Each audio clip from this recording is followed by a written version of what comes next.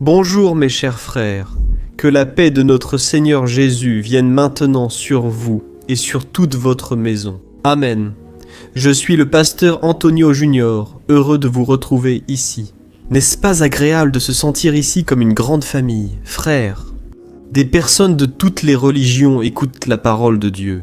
Et il est important que vous et moi sachions que celui qui convainc une personne de changer de vie, c'est le Saint-Esprit. Frères, je l'avoue, j'ai déjà essayé de nombreuses fois de changer la mentalité des gens, d'ouvrir leurs yeux pour qu'ils voient que Jésus est le chemin, la vérité et la vie.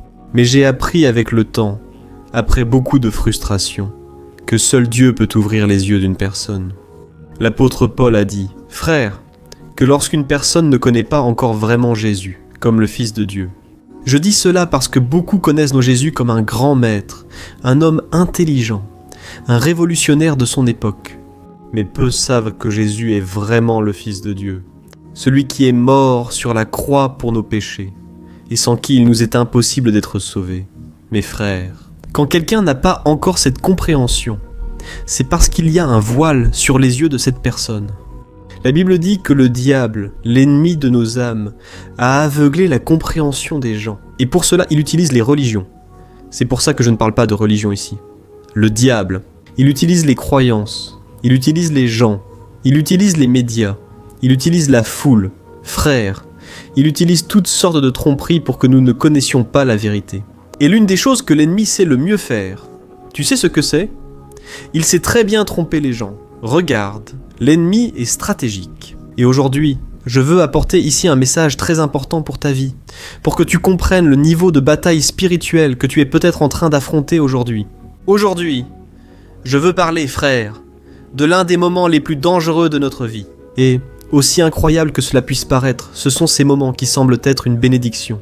C'est ce moment où vous regardez et vous pensez, il n'y a aucune chance que ça tourne mal. Vous savez cette porte qui s'est ouverte dans votre vie, cette opportunité qui s'est présentée à vous, cet emploi avec un salaire qui semble presque trop beau pour être vrai. Frère, il faut qu'on fasse attention. Je ne vais pas te dire ici si ça vient de Dieu ou pas, c'est à toi d'en tirer ta propre conclusion. Mais ce que Dieu a mis dans mon cœur, c'est que beaucoup ont besoin d'entendre cette parole aujourd'hui, avant que nous prions, frère. Très souvent, Dieu ne nous donne pas un beau message, mais celui dont nous avons besoin. Pas forcément ce que nous voulons entendre. Et aujourd'hui, ce que Dieu a mis sur mon cœur, c'est pour que tu ouvres les yeux, afin que tu ne prennes pas de décisions précipitées. Amen, est-ce que Dieu va te parler aujourd'hui? Je crois qu'il va vraiment te parler, tu sais. Quand tu rencontres cette personne et que tout s'emboîte, on dirait que tout comme ça est parfait. Et notre première réaction, c'est simplement de dire oui, c'est simplement de commencer une relation. Et souvent, parce qu'on a déjà tellement souffert dans la vie. On est déjà passé par tant de déceptions que maintenant on pense comme ça. Je ne vais même pas prier, parce que si je prie, il se peut que Dieu dise non, et alors ça va prendre beaucoup de temps. Donc laisse-moi agir par moi-même. Frère, je l'ai déjà fait une fois, regardez, je vous avoue, ça a été le pire choix que j'ai fait. Je me suis même souvenu de l'exemple du peuple d'Israël, quand Dieu lui-même a dit qu'il ne leur donnerait pas de roi, parce que toutes les autres nations du monde avaient un roi qui gouvernait ces nations. Mais Israël voulait aussi un roi. Et Dieu lui-même a dit au prophète Samuel de transmettre ce message. « Je veux être votre roi. Je ne veux pas que vous ayez un roi humain. » Ah, mes frères, cela n'a rien changé. Le peuple voulait ce roi et savez-vous qui Dieu a envoyé? Le roi Saül était un roi fort qui, aux yeux des hommes, semblait être parfait. Mais mes frères, le peuple d'Israël n'a jamais autant souffert aux mains de cet homme que cela. Et alors Dieu a eu pitié. Et quand le roi Saül est mort, Dieu a envoyé David, qui était un homme selon le cœur de Dieu. Laisse-moi te dire une chose. Dieu a des plans merveilleux pour moi et pour toi. Mais si nous ne faisons pas à sa manière, si nous n'écoutons pas la parole et ne la mettons pas en pratique, frère, combien de souffrances allons-nous récolter? Je ne te souhaite pas ça. C'est pourquoi j'ai préparé un message aujourd'hui. Je suis sûr que ce sera une bénédiction dans ta vie. Et, à la fin, nous allons prier. Je suis très impatient et j'attends avec espoir ce que Dieu va faire aujourd'hui. Je te demande de t'abonner à ma chaîne si tu es nouveau ici. Active aussi la cloche de notification pour ne pas rater les prochaines vidéos que je vais publier. D'accord? Je veux t'aider à avancer avec Dieu chaque jour dans la prière du matin et du soir, et avec les vidéos de l'après-midi, que je publie toujours à 14h30. D'accord? Alors commençons, frère. Je veux que tu ouvres ton cœur aujourd'hui à une histoire que tu ne connais peut-être pas. Je pense que la plupart des gens ne la connaissent pas, mais elle est très profonde. Frère, pendant que je lisais la Bible ici, c'est comme si Dieu me montrait clairement que c'est ce passage que je dois t'apporter aujourd'hui. C'est dans le livre de Josué.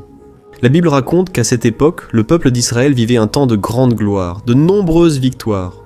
Tu vois ? Ils avaient déjà vu de leurs propres yeux les murailles de Jéricho tomber par la puissance de Dieu. Ils avaient déjà conquis de nombreuses terres.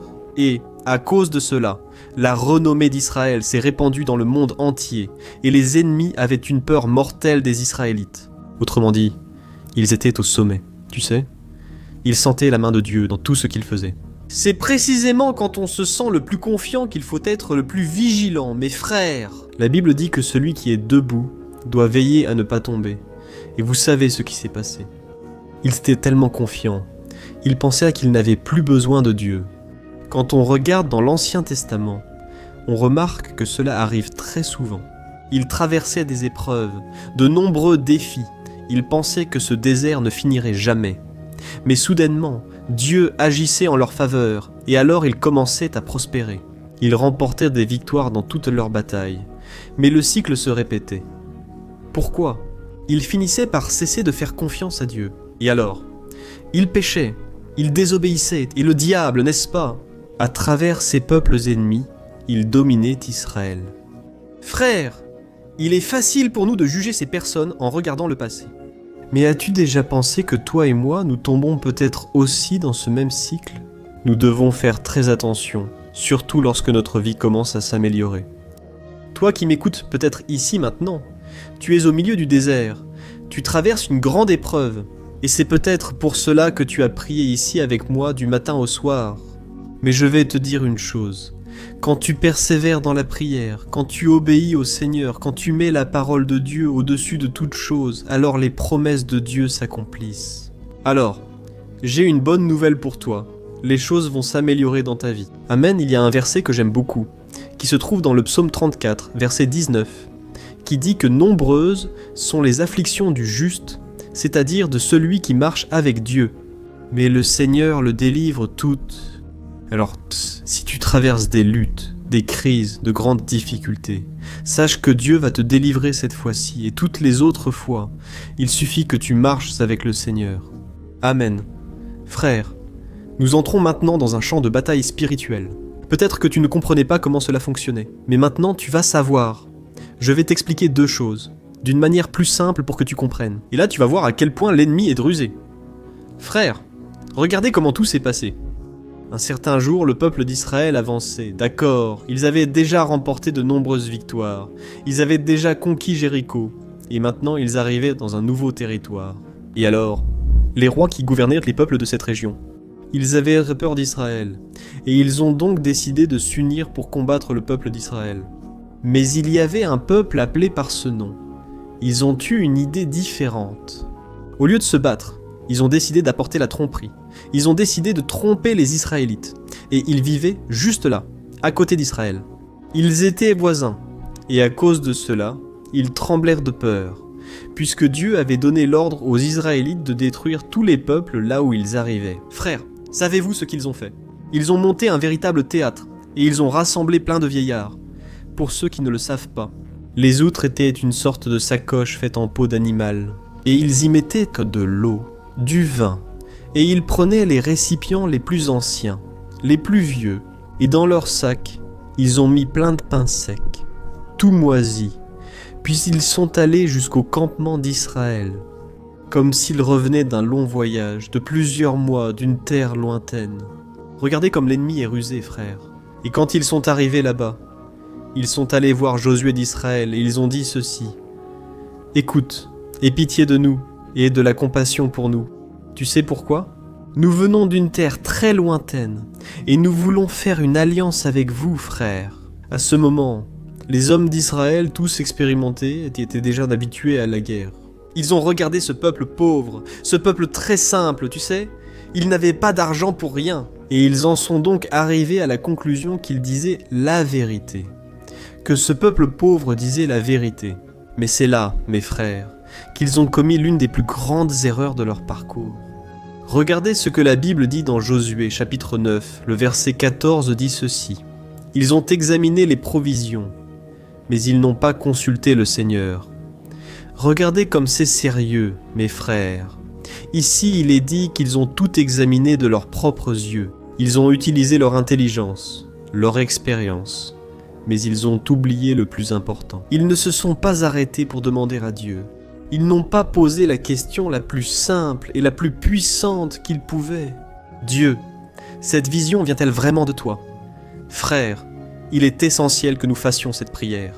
Parce que, à cause de cette erreur, Josué et tout le peuple d'Israël ont conclu un accord de paix avec ce peuple.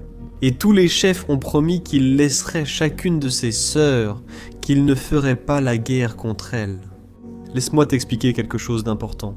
À cette époque, dans l'Ancien Testament, quand quelqu'un faisait un serment, une alliance avait un poids très important, et ce serment ne pouvait pas être rompu.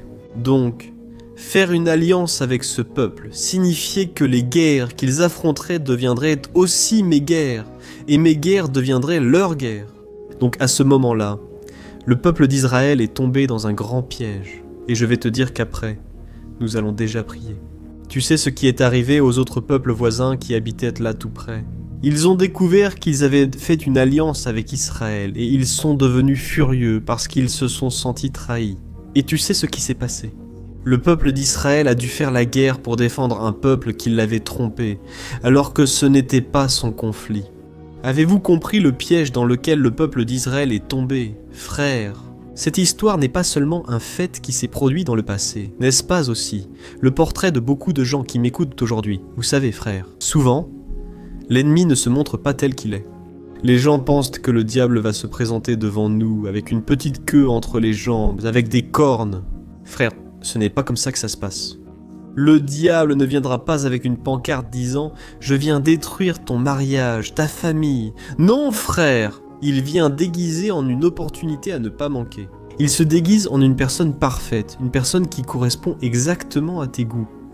Frère, ne jouez pas avec le péché. Parce que lorsque nous commençons à nourrir des pensées, lorsque nous commençons à nourrir des fantasmes dans notre esprit, c'est exactement comme ça que le diable, il va mettre quelqu'un devant toi qui va se matérialiser là, tu sais ? Fais très attention à cela, parce que la Bible dit que chacun de nous est tenté selon sa propre convoitise. Alors, frère, le diable, il va utiliser cette même stratégie. Ce qui s'est passé là-bas, il y a des centaines et des milliers d'années, s'accomplit aujourd'hui, une fois de plus. Combien de personnes perdent la bénédiction ? Combien de personnes abandonnent la communion avec Dieu simplement parce qu'elles ne consultent pas le Seigneur ? Et tu sais ce que l'ennemi veut le plus ? Fazer uma aliança com você. Assim, le diable a fait avec Israël, le diable. Il ne veut pas seulement que tu succombes à une tentation. Il veut que tu sois lié spirituellement. Il veut t'enfermer dans une relation qui va aspirer ta foi, ta joie. Chaque jour, tu vas penser à mourir, tu vas penser à en finir avec ta vie, parce que tu ne supportes plus cette personne qui est à tes côtés. Il se peut que le diable te propose un emploi qui va t'éloigner de ta famille, de ton église, mais qui semble être une opportunité de gagner plus. Mais si tu ne consultes pas Dieu, si tu ne pries pas avant, cela va te prendre tellement de temps que tu ne chercheras plus le Seigneur comme tu le faisais avant. Tu comprends ? Dieu te parle maintenant ? Écris dans les commentaires, on va prier bientôt. Mais je veux que tu comprennes que le piège n'est que la première étape. Ensuite, tu feras une alliance et deviendras prisonnier, menant souvent des guerres qui ne sont pas les tiennes. Tu vas commencer à porter des fardeaux que Dieu n'a pas mis sur tes épaules. Et peut-être que tu te demandes, mais pasteur, si le piège est si bien fait, comment est-ce qu'on échappe à ce piège, pasteur ? Frère, la réponse est dans l'histoire que toi et moi venons d'entendre. L'erreur d'Israël n'a pas été d'analyser les choses. Leur erreur fatale a été d'analyser les choses sans consulter le Seigneur. Tu sais, frère, souvent, notre intelligence nous dérange, car nous avons déjà trop d'expérience et de connaissances. Et alors, on ne demande pas la direction du Saint-Esprit.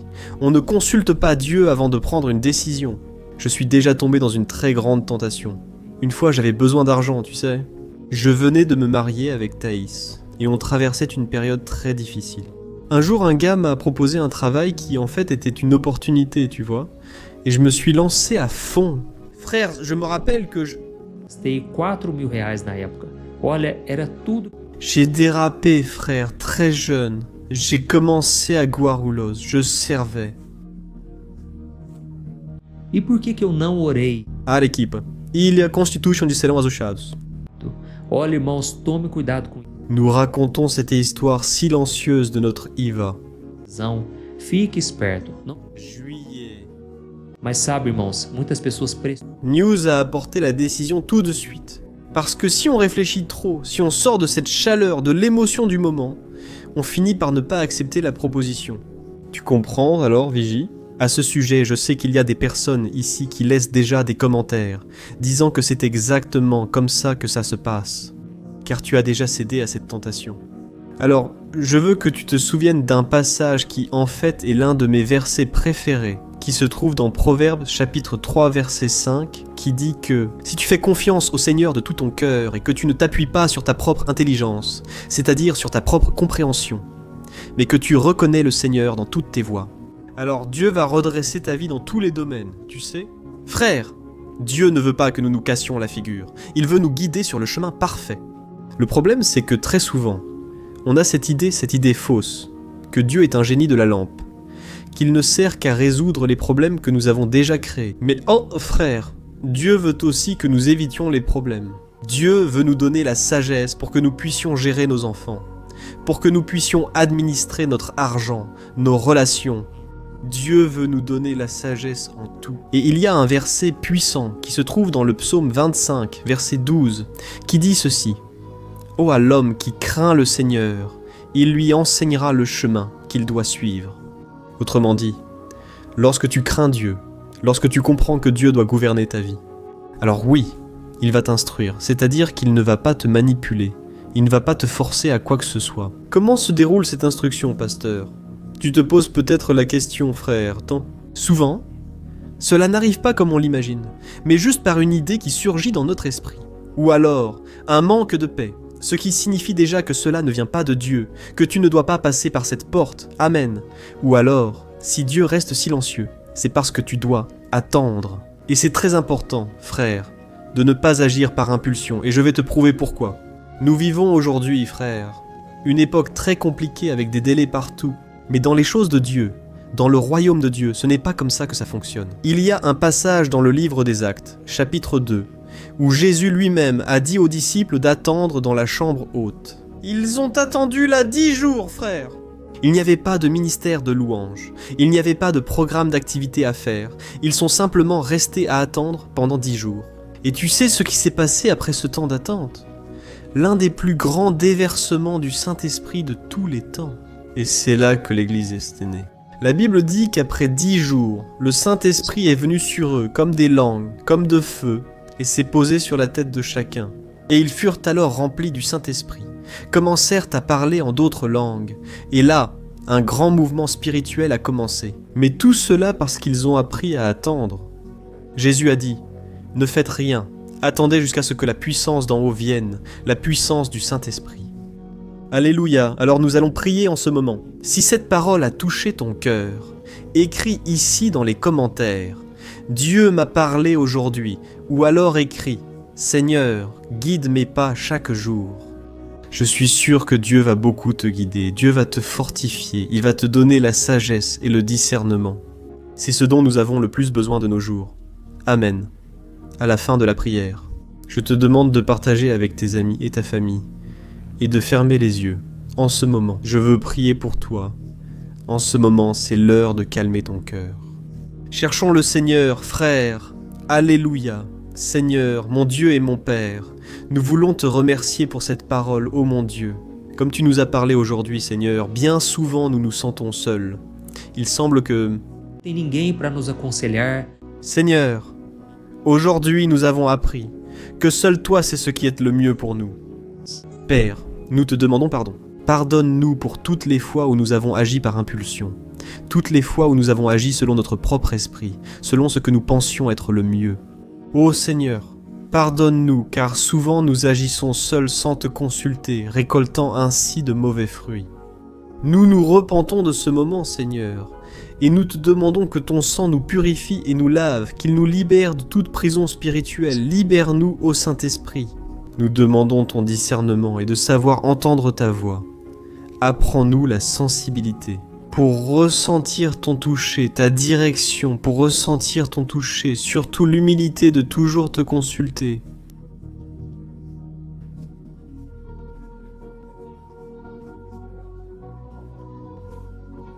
Seigneur, je te confie la vie de chacun ici en prière. Tu connais les décisions importantes qui se présentent à elle. La décision d'un mariage, d'un changement d'emploi, d'un achat important. La décision concernant l'avenir des enfants. Ô mon Père, je te présente chaque demande de prière ici. Seigneur, mets fin à toute confusion, toute anxiété, toute pression, que ta paix, qui dépasse toute compréhension, Seigneur, inonde le cœur de chaque personne. Maintenant, et si ta réponse est que nous devons attendre un peu plus, ô mon Dieu, donne-nous la patience d'attendre ton temps, qui est toujours parfait. Je prie aussi en ce moment, Père, contre les conséquences des mauvais choix, toute mauvaise alliance, tout joug inégal, qui n'a apporté que souffrance, angoisse et lourd fardeau sur cette personne. Je te demande, Seigneur, brise en ce moment, au nom de Jésus. Père, là où il y a des liens spirituels, émotionnels, financiers, à cause d'une erreur du passé, que ta puissance vienne apporter la délivrance, la restauration. Au nom de Jésus, Père, je prie aussi pour la santé. Touche, Seigneur, cette personne qui est malade, cette personne qui n'en peut plus. Père, la douleur et la souffrance, là où il y a une maladie, nous la réprimandons au nom de Jésus. Père, guéris aussi les blessures de l'âme, l'anxiété, la dépression, la peur de l'avenir. Que ton Saint-Esprit apporte du soulagement, apporte de l'espoir dans chaque cœur. Oh mon cher frère et ma sœur, si tu pries ici avec moi, c'est maintenant ton tour. Si tu veux remettre ta vie à Jésus, si tu as compris que tu dois remettre le contrôle de ta vie à Jésus, Christ, je veux que tu pries ainsi avec moi, avec toute sincérité. Dis ceci: Ô Seigneur Jésus, je reconnais que je suis faillible et pécheur. Je ne veux plus marcher selon mes propres chemins. Je ne veux plus commettre d'erreurs. Je remets ma vie entre tes mains. Ô Seigneur Jésus, je te demande pardon pour tous mes péchés. Je veux que tu sois mon sauveur. Purifie-moi de tout mon passé. Écris une nouvelle histoire pour moi. Inscris mon nom dans le livre de la vie. Ô Jésus, je t'aime. Je veux être avec toi pour toujours. C'est en ton nom que je prie et que je te remercie. Amen, gloire à Dieu. Ô mon cher, si tu as prié de tout ton cœur, le Seigneur t'a entendu. Et maintenant, il veut changer ta vie. Au fur et à mesure que tu marches avec Jésus, il va te fortifier, il va te donner de la sagesse, et surtout, il va changer toute ton histoire. Amen, je suis le pasteur Antonio Junior. Si tu as aimé le message d'aujourd'hui, la prière, n'oublie pas de partager, et je t'attends donc dans la prochaine vidéo. Que Dieu te bénisse puissamment. Une grande accolade. Salut, puis-je te poser une question? As-tu remarqué que souvent les choses ne fonctionnent pas dans ta vie, et alors tu te sens perdu, frustré, et tu penses que tu ne seras jamais vraiment heureux? Il y a tellement de problèmes que tu affrontes. Des problèmes de relations, des problèmes familiaux, le manque d'argent et tant d'autres choses qui arrivent et qui te découragent beaucoup. Et cela affaiblit ta foi. Tu sais pourquoi tout cela arrive. Il y a une chose dont je suis sûr que tu as du mal. Et c'est exactement cela qui t'empêche de vivre une vie de paix, une vie d'harmonie et de prospérité. C'est que tu ne mets pas en pratique les principes de la parole de Dieu. Je sais que tu essaies. Mais on dirait que quelque chose t'empêche de prier et de comprendre la parole, ce qui te fait te sentir perdu et frustré. Je veux donc te dire quelque chose. Des milliers de personnes font déjà partie d'un mouvement que j'ai créé, appelé le voyage de la foi. Et elles parviennent à grandir spirituellement. Elles améliorent leurs relations et leur vie est devenue beaucoup plus heureuse et bénie. J'ai déjà traversé tout ce que tu vis aujourd'hui et je connais l'ampleur de ta douleur. Moi aussi je me sentais totalement perdu, je savais que je devais prier davantage, que je devais lire la Bible, mais je n'y arrivais pas. Et alors je me sentais complètement frustré. Jusqu'à ce qu'après tant de luttes, j'ai découvert une façon de grandir dans ma marche avec Dieu. Et après avoir réussi à faire cela, ma vie a complètement changé. La transformation a été si grande qu'aujourd'hui, je parviens à aider des milliers et des milliers de personnes chaque jour. C'est pourquoi je veux que tu prennes un engagement, d'abord avec toi-même et aussi avec Dieu, que tu vas suivre tout ce que je vais te dire dans cette vidéo. La première chose que tu dois faire, c'est prier et lire la Bible de la bonne manière pour qu'elle entre dans ton cœur et apporte le changement que tu désires tant. Et je sais que, bien souvent, tu ne sais pas comment agir parce que ton cœur est très triste, affligé, angoissé et perdu. Je sais aussi que, bien souvent, tu es frustré parce que tu n'as pas la force d'aller de l'avant. J'ai aussi vécu comme ça pendant de nombreuses années et je sais exactement ce que c'est. Jusqu'à ce que je commence à voir la parole de Dieu d'une manière simple et pratique. Et ce parcours a transformé ma vie à tel point qu'aujourd'hui je suis ici, aidant des milliers de personnes à trouver la paix, l'harmonie et la direction. Frère, je ne pouvais pas garder cela seulement pour moi. Je ne pouvais pas retenir cette connaissance. Et c'est pourquoi j'ai écrit 3 livres, qui sont la base pour que vous appreniez cette façon simple et pratique de chercher Dieu et d'obtenir des résultats dans votre vie. Le premier livre s'appelle « Le moment avec Dieu ». Il va nourrir votre esprit d'une telle manière que vous allez ressentir un très grand désir de chercher Dieu. Dans ce livre, vous allez comprendre la parole d'une manière très simple et cela va renforcer votre foi en lui. Vous allez lire un message pour chaque jour de l'année, en rappelant que tous ces messages sont divisés par thème, pour que vous puissiez aller directement à cette parole dont vous avez tant besoin. Et le deuxième livre, c'est « Vie de prière ». Ce livre va changer vos sentiments, il va guérir vos émotions, il va donner une direction à votre vie. Vous allez remarquer que votre quotidien sera beaucoup plus léger. Et parce que la prière, elle apaise notre cœur, elle soulage notre âme, amen. Et dedans, vous trouverez aussi une prière pour chaque jour. Et elles sont toutes également classées par thème. Par exemple, il existe des prières pour l'anxiété, la dépression, l'angoisse et la culpabilité. Toi qui dois prendre une décision aujourd'hui. Enfin, toutes ces prières vont vraiment te fortifier dans ta marche avec Dieu. Et enfin, il y a le livre Minutes de paix.